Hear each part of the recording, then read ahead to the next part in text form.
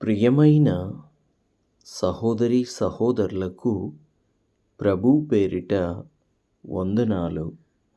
మీకు మీ కుటుంబానికి యేసుక్రీస్తు యొద్ద నుండి దీవెనలు ఆశీర్వాదములు మెండుగా కలుగునుగాక. ఈరోజు యేసుక్రీస్తు యొద్ద నుండి మీకు బంగారు మాట, దేవుని వాగ్దానము. దినవృత్తాంతములు 16వ అధ్యాయము 13వ వచనము. ఆయన చేసిన ఆశ్చర్య కార్యములను జ్ఞాపకము చేసుకొనుడి. దేవుడు ఎన్ని ఆశ్చర్య కార్యాలు చేశాడండి పరిశుద్ధ గ్రంథములో. పరిశుద్ధ గ్రంథము మనం చదువుతూ ఉంటే దేవుడు చేసిన ఒక్కొక్క కార్యము ఎంత అద్భుతాలు, ఎంత ఆశ్చర్య కార్యాలు. నరుడెవడు చేయలేని గొప్ప కార్యాలు ప్రభు చేశాడు. ఎవరి కోసం? తాను ప్రేమించిన ప్రజల కోసం, జనము కోసం. ప్రజలంటే, మనుషులంటే దేవునికి చాలా ఇష్టం. ఎందుకంటే ప్రతి మనిషి దేవుని పోలిక. ఆయన మనిషిని తన స్వరూపమందు తన పోలిక చొప్పున నిర్మించుకొని తన జీవవాయువుని ఊది జీవాత్మను చేశాడు మనిషిని. తన పోలిక, తన ఊపిరి. కనుక ప్రభువుకి మనమంటే ఎంతో ఇష్టం. మనలో చాలామంది పెట్స్ని పెంచుకుంటారు.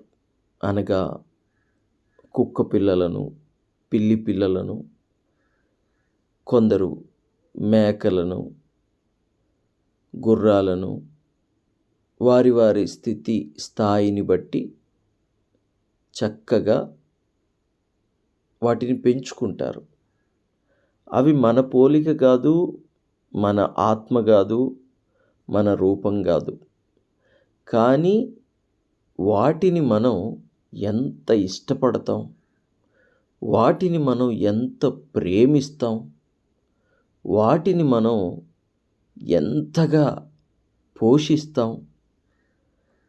మన స్వరూపం కాదు, మన పోలిక కాదు, మన ప్రాణం కాదు, అయినా కూడా పెంచుకుంటున్న జంతువుల పట్ల మనం అంత ప్రేమ చూపిస్తుంటే, తన స్వరూపము, తన పోలిక, తన ప్రాణమైన మన మీద ప్రభువు ఎంత ప్రేమ చూపిస్తాడో ఒక్కసారి అర్థం చేసుకోండి. ఎంత ప్రేమ అంటే తన ప్రాణం కంటే మన రక్షణనే ఎక్కువగా దేవుడు ప్రేమించే అంత. మన కోసం తన ప్రాణం కూడా లెక్క చేయలేదు ప్రభువు. దేవునికి స్తోత్రము కలుగునుగాక. ఆయన చేసిన ఆశ్చర్య కార్యాలను ఎప్పుడు జ్ఞాపకం చేసుకుంటూ ఉండాలి. మనం ఏ స్థితిలో ఉన్నా, మనం మంచి స్థితిలో ఉన్నా, మనము కొంచెం తక్కువ స్థితిలో ఉన్నా, ప్రభు చేసిన ఆ కార్యాలను మాత్రం ఎన్నడూ మర్చిపోవడానికి వీలు లేదు. దేవునికి మహిమ కలుగునుగాక. ప్రస్తుతానికి కొన్ని కార్యాలను మనం జ్ఞాపకం చేసుకుందాం. దేవుడు అబ్రహామును పిలిచి అబ్రహామును కాచి కాపాడి ఆశీర్వదించడం, అతని 99వ సంవత్సరములో గర్భఫలము అబ్రహాముకు దేవుడివ్వడం ఒక అద్భుతమైన విషయం. తరువాత దేవుడు అతని కుమారుడైన ఇస్సాకు ఎక్కడికి వెళ్తే అక్కడికి వెళ్ళి అతని పంటలను ఆశీర్వదించి, అతను ఏ పని చేసినా దేవుడు అతన్ని దీవించడం, దేవుడు అతనికి తోడుగా ఉండడం అద్భుతం, ఆశ్చర్య కార్యం. దేవుడు విడవలేదు అతన్ని. తరువాత అతని కుమారుడైన యాకోబును దేవుడు ఆశీర్వదించిన రీతి, కాపాడిన రీతి, తోడున్న రీతి అద్భుతం, ఆశ్చర్యం. ఏమీ లేకుండా ఒట్టి చేతులతో తన మేనమామ దగ్గరికి వెళ్ళాడు. 20 ఏళ్లకు పైగా తను ఎట్టి చాకిరీ చేశాడు. తర్వాత రాత్రంతా దేవుడితో పెనుగులాడితే దేవుడు దిగి రావడం ఒక అద్భుతం. రాత్రంతా యాకోబు పెనుగులాడటం అద్భుతం. నేను నిన్ను దీవిస్తానని దేవుడు మాట ఇవ్వడం అద్భుతం. ఆ తర్వాత యాకోబును దీవించిన ఆశీర్వాదం ఉంది చూశారు, అద్భుతం. ఆ ఇంటివారు, ఆ ఊరివారు యాకోబు ఆశీర్వాదమును చూసి ముఖం చిన్నబుచ్చుకున్నారు, ముఖాలు మార్చుకున్నారు. అంతగా యాకోబును దేవుడు దీవించాడు. ఆ తర్వాత అతని కుమారుడైన యోసేపును దేవుడు ఎన్ని రీతులుగా నడిపించి గోతిలో నుండి తన ప్రాణాన్ని కాపాడాడు చూశారు, అద్భుతం. పోతేఫర్ ఇంట్లో పనివాడి దగ్గర నుంచి ఉన్నతమైన అధికారి వరకు ఎదగడం అద్భుతం. ఆ తర్వాత జైల్లో పడి జైలు నుండి సింహాసనం ఎక్కడం ఒక అద్భుతం. అనగా ఫరో తర్వాత దేశము మీద పెత్తనం అంతా యోసేపుదే. ఫరో చేసేది ఏంటంటే తినడం, పడుకోవడం, నిద్రపోయి లేవడం. మొత్తము బాధ్యతలు యోసేపుకు అప్పగించాడు. ఇది దేవుడు చేసిన అద్భుతం. యాకోబును అతని 12 మంది కుమారులను దేవుడు పోషించుట కొరకు ఐగుప్తుకు తీసుకురావడం అద్భుతం. ఐగుప్తులో వారిని పోషించడం అద్భుతం. తరువాత యోసేపు కాలం ముగిసిన తర్వాత మోషే ఆ ఐగుప్తీయులు ఇశ్రాయేలీలను చంపుతూ ఉంటే, అనగా చిన్న పిల్లలను చంపుతూ ఉంటే, చిన్న పిల్లవాడైన మోషేను జమ్ము పెట్టెలో పెట్టి నైలు నదిలో వదిలినప్పుడు ఆ నైలు నదిలో మునిగిపోవలసిన చిన్నపిల్లవాడు మునిగిపోకుండా ఆ కుమారుడు అక్కడ స్నానము చేయుచున్న ఫారో యొక్క కుమార్తెకు ఇతను వెళ్ళి దొరకడం ఒక అద్భుతం, దేవుడి కాపుదల. ఆ తర్వాత ఆమె ఒక దాదీకి అప్పగించడం.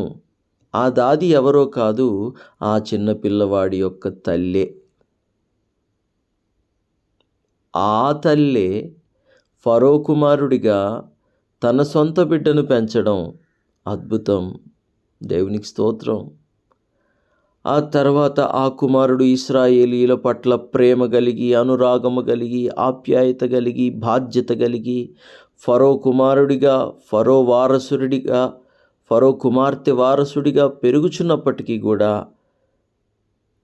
నీతి న్యాయాలను అనుసరిస్తూ ఇశ్రాయేలీల పట్ల ప్రేమ కలిగి ఉండడం అద్భుతం.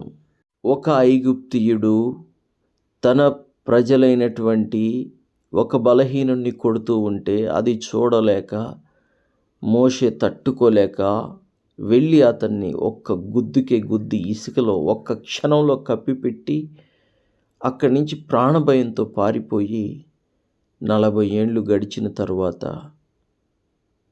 అక్కడ గొర్రెలు కాసుకుంటూ గొర్రెల కాపరిగా జీవిస్తున్న మోషేను అగ్ని పొదలో నుండి దేవుడు పిలవడం ఒక అద్భుతం, దేవుడికి స్తోత్రం కలుగునుగాక.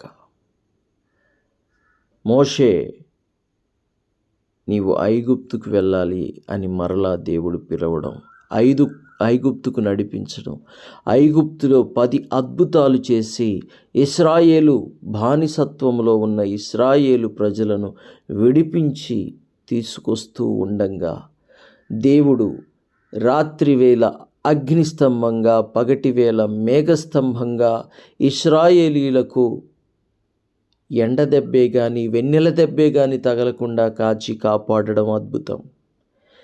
ఎర్ర సముద్రం, వెనక శత్రువులు తరుగుతున్నారు, ముందు ఎర్ర సముద్రం ఉంది. ఎర్ర సముద్రము 2 పాయలవ్వడం అద్భుతం. ఫరో సైన్యం నడి సముద్రములో మునిగిపోవడం అద్భుతం. ఈ ఆరిన సముద్రములో నుండి ఇశ్రాయేలీలు ఈ దరి నుండి ఆ దరికి దాటిపోవడం అద్భుతం. ఆ తర్వాత వారు తినడానికి ఏమీ లేకపోతే ఆకాశం నుండి దేవుడు మన్నా కురిపించడం ఆశ్చర్యకార్యం. ఆ తర్వాత త్రాగడానికి నీళ్లు లేకపోతే బండలో నుండి నీళ్లు రావడం ఆశ్చర్యకార్యం. ఆ తర్వాత మాంసం తినాలనిపిస్తే ఆకాశం నుండి పక్షులు వచ్చి వాళ్ళ కాళ్ళ ముందు పడడం ఆశ్చర్యకార్యం. తర్వాత చేదు నీళ్లు వచ్చినప్పుడు ఆ మారా నీళ్లు ఒక్క చెట్టు కొమ్మని నీళ్ళల్లో వేయగా ఆ మారా నీళ్లు కాస్త మధురములుగా మారడం ఆశ్చర్యకార్యం. ఎరికో కోట గోడలు కూలడం ఆశ్చర్యకార్యం. యోర్దాను నది ఏకరాశిగా నీళ్ళన్నీ ఒకచోట నిలవడం ఆశ్చర్యకార్యం. కానాను చేరడం ఆశ్చర్యకార్యం.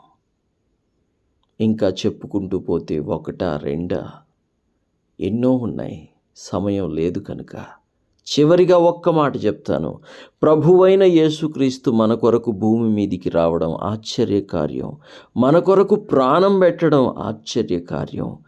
తన ప్రాణం పెట్టి మనల్ని రక్షించడం ఆశ్చర్యకార్యం.